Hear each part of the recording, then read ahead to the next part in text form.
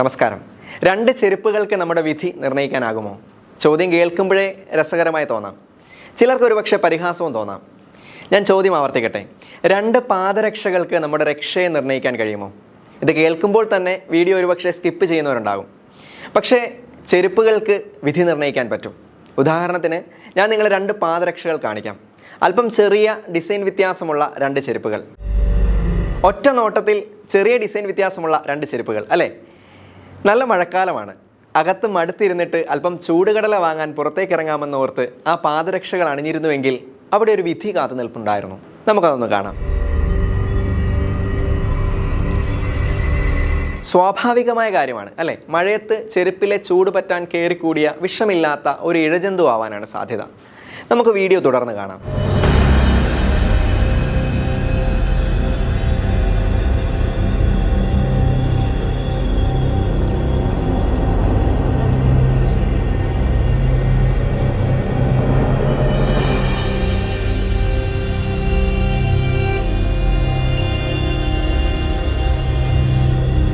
ഞെട്ടണ്ട, ഇതൊക്കെ സംഭവ്യമാണ്.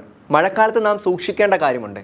നനയ്ക്കാനിട്ടിരിക്കുന്ന വസ്ത്രങ്ങളുടെ ഇടയിൽ നമ്മളെപ്പോഴും ഇരിക്കാറുള്ള കസേരയുടെ അല്ലെങ്കിൽ സോഫയുടെ ചുവട്ടിൽ ഭയപ്പെടാൻ പറയുകയല്ല, നമ്മുടെ കട്ടിലിനോട് ചേർന്ന് ഒരുപക്ഷെ ബെഡിൻ്റെ താഴെ.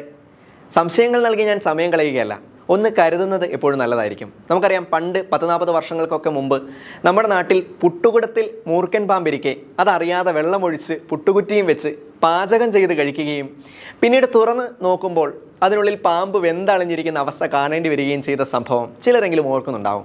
പ്രത്യേകിച്ച് മഴക്കാലങ്ങളിലാണ് ഇത്തരം സംഭവങ്ങൾ നാം കൂടുതൽ ശ്രദ്ധിക്കേണ്ടത്. പണ്ട് നമ്മുടെ മാതാപിതാക്കൾ പാമ്പോ മറ്റു ഇഴജന്തുക്കളുടെയോ സാന്നിധ്യം ഉണ്ടെന്ന് തോന്നിയാലോ ഇനി അവ വരാതിരിക്കാനോ വെളുത്തുള്ളി ചതച്ച് വീടിൻ്റെ ചുറ്റുവട്ടത്തൊക്കെ ഇടുമായിരുന്നു. ഇപ്പോഴും ഇടുന്നവരുണ്ട്. അതുപോലെ ഇവയെ പ്രതിരോധിക്കാൻ മണ്ണെണ്ണ പോലുള്ളവ തളിക്കുന്നതും കണ്ടിട്ടുണ്ട്. മോശമായ ഒരു കാര്യം സംഭവിക്കുന്നതിനേക്കാൾ എത്രയോ നല്ലതാണ് അതിനുള്ള സാഹചര്യം ഒഴിവാക്കി കൊടുക്കുന്നത്.